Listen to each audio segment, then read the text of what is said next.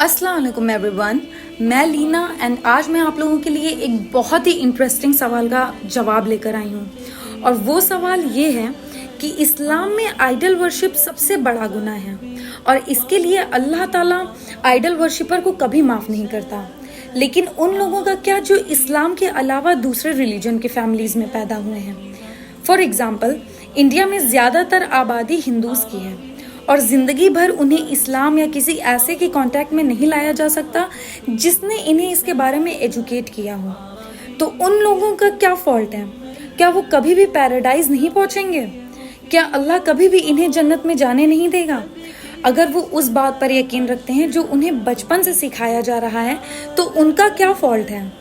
You know what, it's a very logical question कि उन लोगों के बारे में क्या जो नॉन मुस्लिम फैमिलीज़ में पैदा हुए हैं और जिनके माँ बाप आइडल वर्शिप कर रहे हैं। तो इसके लिए किसे ब्लेम किया जाए? How can Allah punish them? And that's a very good question. So first of all, that's the reason our beloved prophet Muhammad said that every child is born in Deenul Fitr. Every child is born as a Muslim. चाहे वो Jewish family में पैदा हुआ हो या Christian family में या Hindu family में या फिर मुस्लिम फैमिली में, he is born as a Muslim.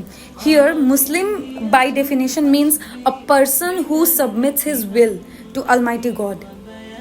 And बाद में वो अपने बड़ों, अपने माँ बाप और अपने टीचर्स के थ्रू उनके इन्फ्लुएंस में आइडल वर्शिप करना शुरू कर देते हैं, फायर वर्शिप करना शुरू कर देते हैं या फिर नेचर की किसी भी चीज़ का वर्शिप करना शुरू कर देते हैं।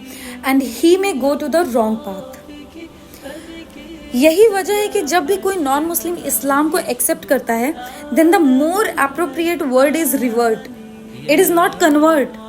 Convert means going from one faith to another faith, and revert means a person who was on the right faith went to a wrong faith and came back to right faith. So the more appropriate word is revert. Now coming to the question कि अगर कोई इंसान non Muslim family में पैदा हुआ है तो अल्लाह उसे कैसे जिम्मेदार ठहरा सकते हैं? यही वजह है कि अगर कोई बच्चा नॉन मुस्लिम फैमिली में पैदा होता है, then before he gains maturity, if he dies, he will go to the paradise, inshallah. Why? Because every child submits his will to the Almighty God. हाँ, उसका कोई हिंदू नाम हो सकता है या Christian name, John, Michael, Arjun, Rohan, इससे कोई फर्क नहीं पड़ता। लेकिन जब तक वो बच्चा है, and if he dies as a child, that child will go to the Jannah, इंशाल्लाह। भले ही वो मुस्लिम फैमिली में पैदा हुआ हो या नॉन मुस्लिम फैमिली में। बाद में जब बच्चा बड़ा होकर एडल्ट हो जाता है तो ये उसकी जिम्मेदारी होती है कि वो क्या करता है। यही रीज़न है कि जब कोई बच्चा क्राइम करता है, then the court is lenient. Court उसके साथ नर्म रुख अपनाती है। लेकिन जब वो बड़ा हो जाता है, एडल्ट हो जाता है, तब वो ये नहीं कह सकता कि मेरे फादर ने मुझे लूटना सिखाया था इसलिए मैं लूट रहा हूँ। अगर एक बच्चा 22 साल की उम्र में बड़ा हो जाता है और पुलिस उसे लूटने के बाद पकड़ लेती है, तो वो ये नहीं कह सकता कि मेरे फादर ने मुझे लूटना सिखाया था तो मैं लूट रहा हूँ। क्या जज उसे छोड़ देंगे? अगर वो 5 साल की उम्र का बच्चा है तो जज ये कह सकते हैं कि ठीक है, फाइन, वो अभी बच्चा है, बड़ा नहीं हुआ है। But once he becomes an adult and then if that adult tells the जज that I am robbing because my father taught me to rob, he will not be excused. हर कोई अपने काम के लिए खुद जिम्मेदार है। एक बार जब कोई इंसान एडल्ट हो जाता है, then it is the duty of that adult to find the truth and it is the duty of us Muslims to convey the message to the non-Muslims. You know, 2 tribes थी जो 1950 के last तक modern civilisation में नहीं आई थी। एक जो थी वो कपोकू ट्राइब थी and the second was Australian Aboriginals. ये दोनों ट्राइब्स 1950 के लास्ट तक मॉडर्न सिविलाइजेशन के कांटेक्ट में नहीं आई। और जब रिसर्चर्स ने जाकर ये पता लगाने की कोशिश की कि उनका ज़िंदगी जीने का तरीका क्या था, तो ये इस्लाम के अलावा और कुछ नहीं था। लेकिन वो खुद को मुसलमान नहीं कहते थे। They believe in one God, they believe that God has got no image, he has no idols. जब वो गॉड की वर्शिप करते थे तो वो सजदा करते थे। ये इस्लाम के अकॉर्डिंग काम करते थे, लेकिन सिर्फ नाम में। इसलिए अगर किसी बच्चे को कोई बाहरी इन्फ्लुएंस नहीं दिया जाता है, then he submits his will to almighty God and remains on that path. अब जब कोई इंसान एडल्ट हो जाता है तो हम मुस्लिम्स का फ़र्ज़ है कि हम इस्लाम का मैसेज दें। अगर हम मैसेज नहीं देते हैं तो अल्लाह हमें कल को जिम्मेदार ठहराएगा।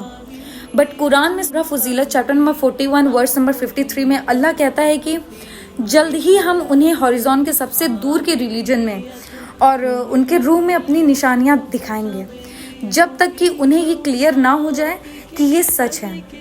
अल्लाह ने खुद पर ये जिम्मेदारी ली है कि वो खुद ही हर इंसान को ये मैसेज देगा।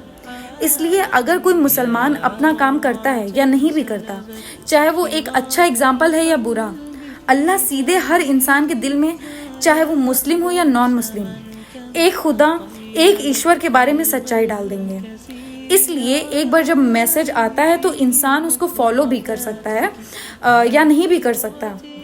वो ये सोचकर उसे फॉलो नहीं भी कर सकता है कि अगर मैंने इस्लाम एक्सेप्ट कर लिया तो मुझे अपने पसंद की चीज़ें छोड़नी पड़ेंगी, मुझे शराब पीना छोड़ना पड़ेगा, मुझे डेटिंग करना छोड़ना पड़ेगा, नाच गाना और इस्लाम में जो भी चीज़ें हराम है मुझे छोड़नी पड़ेंगी।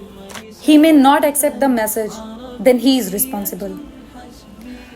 इसलिए अगर उसका फादर उसे कुछ गलत सिखाता है, किसी को रॉब करना सिखाता है, तो ये उसकी रिस्पॉन्सिबिलिटी है कि वो रियलाइज़ करे कि रॉबिंग गलत चीज़ है, ये गुनाह है, ये सिन है। वो जाकर जज से ये नहीं कह सकता कि मेरे फादर ने मुझे लूटना सिखाया, मुझे रॉबिंग करना सिखाया है, इसलिए मैं लूट रहा हूँ।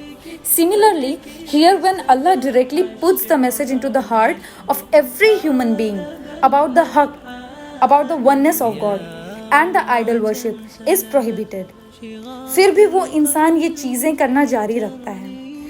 इसलिए जजमेंट के दिन वो खुद जिम्मेदार होगा।